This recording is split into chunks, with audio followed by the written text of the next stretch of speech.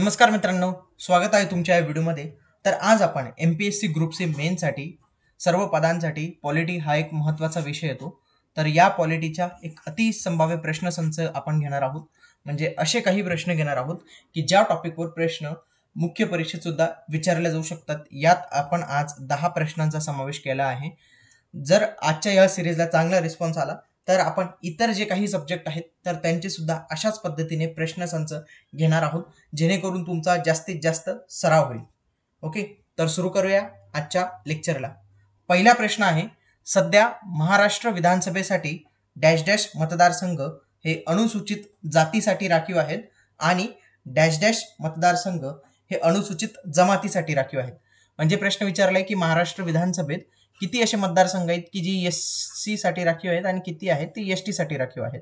Okay, schedule caste म्हणजे जाती म्हणजे कास्ट लक्षात ठेवायचं, हा SC आहे.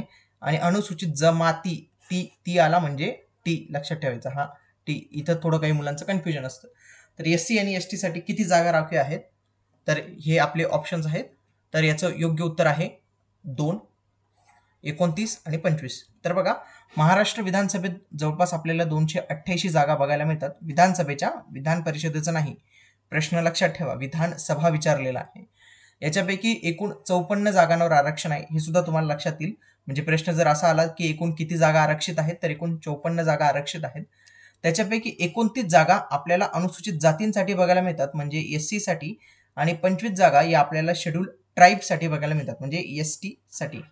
आणि एक लॉजिक असंही लक्षात ठेवायचं की SCच्या जास्त जागा आहेत आणि STच्या थोड्या कमी आहेत. म्हणजे एवढं जरी लक्षात ठेवलं तरी तुम्ही काही वेळेला ऑप्शनमध्ये हे इलिमिनेशन करून सुद्धा प्रश्न सॉल्व्ह करू शकतात. म्हणजे जर हे अंक लक्षात राहत नाही, शक्यतो हे अंक लक्षातच राहणार नाही. म्हणून एवढं जरी लक्षात ठेवलं की SCच्या जागा जास्त आहेत ST पेक्षा, तरी तुमचे प्रश्न सॉल्व्ह होण्याचे चान्सेस वाढतात. पुढे राज्य पुनर्रचना आयोगावर प्रश्न आहे. राज्य पुनर्रचना आयोग बाबतीत खालील विधाने विचारात घ्या. प्रश्न म्हणजे अविधान. आयोगाची स्थापना डिसेंबर 1953 मध्ये झाली. आयोगाने आपला अहवाल सप्टेंबर 1955 मध्ये सादर केला. आयोगाने 14 राज्य व 6 केंद्रशासित प्रदेश निर्माण करण्याची शिफारस केली होती. आयोगाने विदर्भाचे स्वतंत्र राज्य निर्माण करावे अशी शिफारस केली होती. वरीलपैकी कुठले विधान योग्य आहे म्हणजे बरोबर आहे ते ओळखायचं आहे. जर तुम्हाला असे प्रश्न सॉल्व्ह करायचे असतील, तुम्ही काय करायचं, व्हिडिओ पॉज करायचा आणि स्वतः उत्तर देण्याचा प्रयत्न करायचा. ओके, तर आपण योग्य उत्तरावर येऊया. तर योग्य उत्तर आहे 3. राज्य पुनर्रचना आयोगाने 16 राज्य व 3 केंद्रशासित प्रदेश निर्माण करण्याची शिफारस केली होती आणि विदर्भाचे स्वतंत्र राज्य करावे अशी शिफारस त्यांनी केलेली होती. तर हे पण लक्षात ठेवा, कधी स्थापना झाली, कधी अहवाल आला, याच्यावर आयोग प्रश्न विचारत असतं. पुढचा प्रश्न, खालीलपैकी कोण संस्थांबरोबर वाटाघाटी करण्यासाठीची संस्थाने समितीचे अध्यक्ष होते. संस्थाने समिती, बघा याचं खूप सारे मुलं रॉंग आन्सर करतील. ते म्हणतील सरदार पटेल. म्हणजे संस्थान हा शब्द ऐकलाच त्यांच्या डोळ्यासमोर सरदार पटेल होतं, परंतु या समितीचे अध्यक्ष होते पंडित नेहरू. ह्या ज्या वेगवेगळ्या समित्या आहेत ना, यांच्यावर खूप सारे प्रश्न येतात. या समित्यांची एक यादी बनवून व्यवस्थित पाठ करून टाकायची. पुढे लोकपाल आणि लोकायुक्त अधिनियम 2013 नुसार खालीलपैकी कोणती विधाने योग्य आहेत. आपल्याला योग्य विधाने ओळखायची आहेत. पहिला, लोकपालाच्या अधिकार क्षेत्रामध्ये सर्व प्रकारचे सरकारी कर्मचारी येतात. हा कायदा लागू झाल्यानंतर 365 दिवसांच्या आत राज्य विधिमंडळ लोकायुक्त संस्था स्थापन करतील. या कायद्यात भ्रष्टाचार प्रतिबंधक कायद्यातील कमाल शिक्षा 7 वर्षांवरून 10 वर्ष करण्यात आली आहे. लोकपालमध्ये अध्यक्ष व किमान 10 सदस्य असतील. त्यापैकी 50% सदस्य हे न्यायिक असतील. म्हणजे 10 सदस्य म्हटले आहे आणि 50% हे ज्युडिशियल सदस्य असतील. तर योग्य विधान जर बघायला मिळालं तर चौथं आपल्याला अयोग्य विधान बघायला मिळेल. इथे योग्य नाही, अयोग्य पाहिजे. अयोग्य विधान ओळखायचं आपल्याला की चुकीचं विधान कोणतं आहे. बघा, याच्यामध्ये अध्यक्ष व किमान 8 सदस्य असले पाहिजेत आणि 50% सदस्य हे न्यायिक असतील. आणि 50% सदस्यांमधील SC, ST, OBC, अल्पसंख्याक महिला यांच्यासाठी सुद्धा तिथं जागा राखीव असतील. तर लक्षात ठेवा किती सदस्य सांगितलेले आहेत, तर हे 10 सदस्य सांगितलेले आहे. आणि या प्रश्नामध्ये अयोग्य आपल्याला ओळखायचं होतं. हे थोडी टायपिंग एरर झाली टीम कडून. पुढचं, खालील विधानांमधून योग्य विधानांची निवड करा. विभागीय परिषदांची स्थापना घटनेच्या कलम 263 नुसार झाली आहे. ही एक सल्लागारी स्वरूपाची संस्था असून पंतप्रधान या परिषदेचे अध्यक्ष असतात. राईट. ही याच्यापैकी योग्य विधानं आपल्याला निवडायची आहेत. तर दोन्ही अयोग्य विधानं आहेत. बघा, ही एक वैधानिक संस्था आहे आणि वैधानिक संस्था म्हणजे काय असतं बघा, दोन प्रकारच्या संस्था असतात. एक असतात वैधानिक आणि एक असतात संवैधानिक. राईट. आता संवैधानिक ज्या संस्था असतात ना त्यांच्यासाठी एक स्पेशल कलम असतं, जसं इथं कलम मेन्शन केलंय ना 263. पण ही एक वैधानिक संस्था आहे. वैधानिक संस्था म्हणजे जी एखाद्या कायद्याद्वारे निर्मिती झालेली आहे, म्हणजे संसदेने किंवा राज्य विधिमंडळाने कायदा करून तिला तयार केलेला आहे आणि जी कायदा करून पण तयार होत नाही, जिला संविधानात पण स्थान नाही, पण जी फक्त कार्यकारी विभागाच्या एका कार्यकारी आदेशाने तयार झालेली आहे, त्याला म्हणतात गैरवैधानिक. म्हणजेच जसं नीती आयोग आहे, हे गैरवैधानिक आयोग आहे. म्हणजे ज्याला फक्त कार्यकारी विभागाने, म्हणजे एक्झिक्युटिव्ह जे डिपार्टमेंट असतं, म्हणजे मंत्री मंडळ प्लस पंतप्रधान, मंत्रिमंडळ प्लस मुख्यमंत्री यांनी तयार केलेले असतात, त्याला म्हणतात गैरवैधानिक. ही एक वैधानिक संस्था असल्यामुळे याच्यासाठी कलम येणं नाहीच आहे, म्हणजे कलम येतच नाही. आणि याची स्थापना राज्य पुनर्रचना आयोग कायदा 1956 अंतर्गत करण्यात आलेली आहे. आणि या परिषदांचे अध्यक्ष हा केंद्रीय गृहमंत्री असतो. म्हणजेच अमित शहा सध्या गृहमंत्री आहेत, म्हणजे अमित शहा या सर्व विभागीय परिषदांचे अध्यक्ष असतील, पंतप्रधान नाही. आणि ही एक वैधानिक संस्था असल्यामुळे इथं कलम येणारच नाही, म्हणून हे पण विधान चुकीचं आहे आणि हे पण विधान चुकीचं आहे. पुढचा प्रश्न, संविधान कलम 30 नुसार खालीलपैकी कोणत्या निकषानुसार अल्पसंख्याक असलेल्या वर्गांना आपल्या पसंतीच्या शैक्षणिक संस्था स्थापण्याचा व त्यांचे प्रशासन करण्याचा हक्क आहे?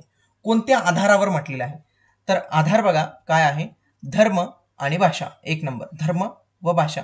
वंश नाही, जात नाही, लिपी नाही, जात नाही.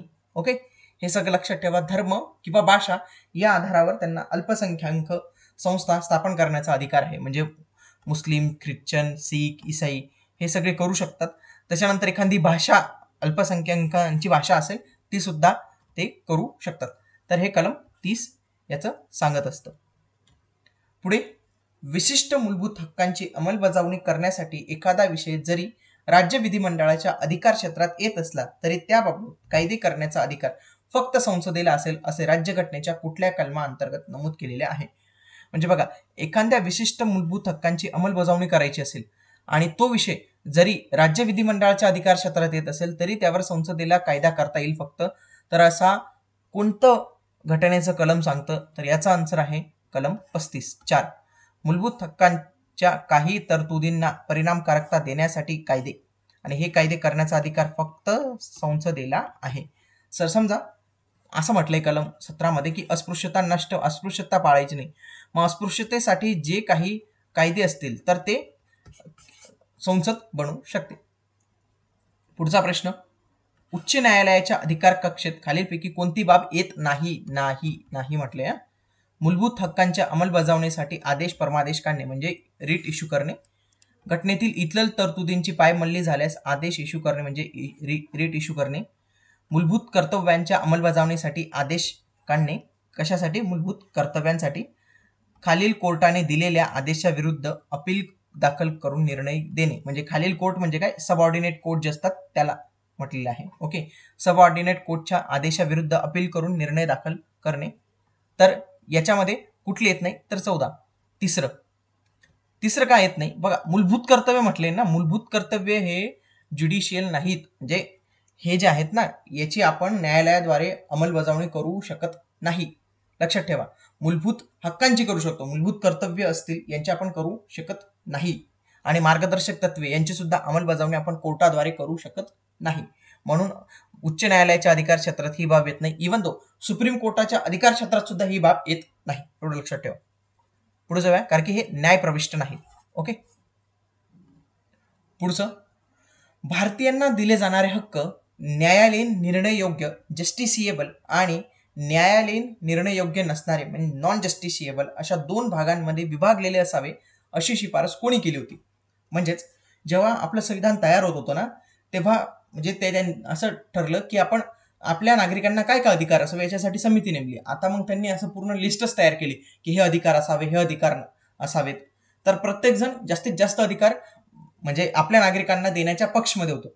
परंतु सर्वच अधिकार आत्ताच्या आत्ता आपण देऊ शकत नाही आणि ते न्यायालयाद्वारे आपण म्हणजे लागू करू शकत नाही. तर याच्यासाठीच जे आहे दोन भाग करण्यात आले. एक आहे जस्टिसिएबल आणि एक असतं नॉन जस्टिसिएबल. म्हणजे एक असा की जो न्यायालयाद्वारे लागू करण्यात येऊ शकतो आणि दुसरा न्यायालयाद्वारे लागू करता येत नाही. अशी शिफारस कोणी केली होती? तर अशी शिफारस करणारे होते आपले घटनेचे सल्लागार सर बी एन राव. बी एन राव यांनी असं सुचवलेलं होतं की एवढी मोठी जी लिस्ट केली ना, याला दोन भागात विभागा. एकाला नाव द्या मूलभूत हक्क आणि दुसऱ्याला नाव द्या मार्गदर्शक तत्वे, डीपीएसपी नाव द्या. आणि डीपीएसपी हे नॉन जस्टिसिएबल ठेवा. म्हणजे भविष्यात जेव्हा सरकार येईल, सरकारकडे पैसा असेल, सरकारकडे संसाधन असतील, तर ते हे लागू करू शकतात, पण कोर्ट ऑर्डर देऊन हे लागू करू शकत नाही. ठीक आहे. शेवटचं घेऊया. विधान परिषदेच्या उपसभापती शिवसेनेच्या नीलम गोरे यांची निवड झाली आहे. विधान परिषद हे राज्य विधी मंडळातील कनिष्ठ सभागृह आहे.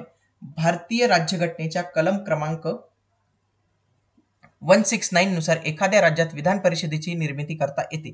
आता आहे ना, तुम्ही हा चालू घडामोडीशी जोडू शकतात. हा थोडासा प्रश्न हा पॉलिटीच्या चालू घडामोडीशी जोडू शकता आणि ही चालू घडामोडी थोडीशी जुनी आहे, पण असे प्रश्न विचारले जातात, जुने प्रश्न सुद्धा. तर वरीलपैकी कोणतं विधान बरोबर आहे ते ओळखायचं आहे. तर याचा आन्सर आहे 3. फक्त अ आणि क हे विधान बरोबर आहे. बघा, महाराष्ट्र विधान परिषदेच्या उपसभापती शिवसेनेच्या डॉक्टर नीलम गोरे यांची 24 जून 2019 रोजी बिनविरोध निवड झाली. विधान परिषद हे राज्य विधिमंडळातील वरिष्ठ सभागृह आहे. इथं काय म्हटलेलं आहे? कनिष्ठ सभागृह, म्हणजे हे चुकीचं आहे. पुढे, भारतीय राज्यघटनेच्या कलम 169 नुसार एखाद्या राज्यात विधान परिषदेची निर्मिती केली जाऊ शकते.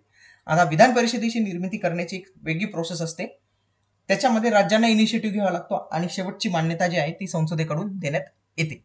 ठीक आहे. तर अशा पद्धतीने आजच्या या व्हिडिओमध्ये आपण पॉलिटिक्सशी संबंधित अतिसंभाव्य प्रश्नसंच डिस्कस केला आहे. जे विद्यार्थी नवीन असतील त्यांना थोडे अवघड प्रश्न वाटले असतील, परंतु ज्या विद्यार्थ्यांचा ऑलरेडी अभ्यास झाला असेल त्यांनी जर थोडं प्रश्न बारकाईने बघितले असतील तर प्रश्न खूप क्वालिटी होते आणि असेच टॉपिक निवडण्यात आले होते की ज्यांच्यावर आयोग प्रश्न विचारू शकतं. असेच आपण बाकीचे घटकांना सुद्धा हात लावणार आहोत. इंडस्ट्री इन्स्पेक्टरचे जो टेक्निकल पार्ट आहे त्याचे सुद्धा प्रश्न आपण घेऊन येणार आहोत. फक्त तुम्ही कमेंट बॉक्समध्ये लिहा की तुम्हाला कुठल्या विषयावर अतिसंभाव्य प्रश्नसंच पाहिजे, ते आपण घेऊन येणार आहोत. तर या व्हिडिओला लाईक करा, शेअर करा. हो, चॅनल सबस्क्राईब करणं अजिबातच विसरू नका. भेटूया अशाच नवीन व्हिडिओ सोबत. तोपर्यंत जय हिंद, जय महाराष्ट्र.